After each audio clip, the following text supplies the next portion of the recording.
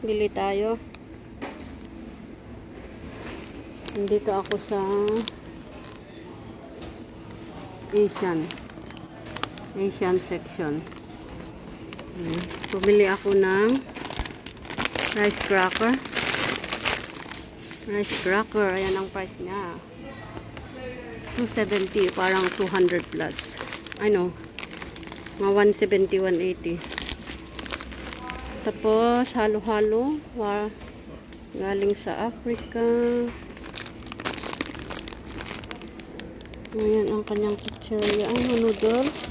Korean noodles. Chinese. Vietnam. Halo-halo. Taiwanese. Oh. Mga kompletong noodles nila ng iba't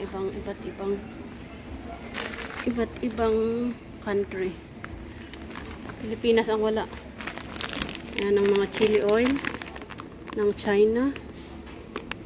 Ayan.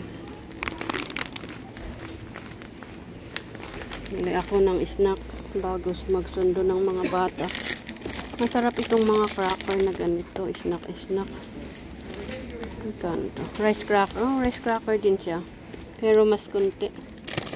And then, ito din. Gusto ng anak ko itong jelly.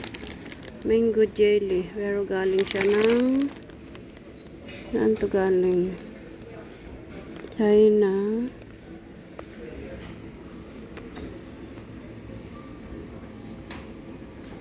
Galing China. Hindi ako kukuha niyan.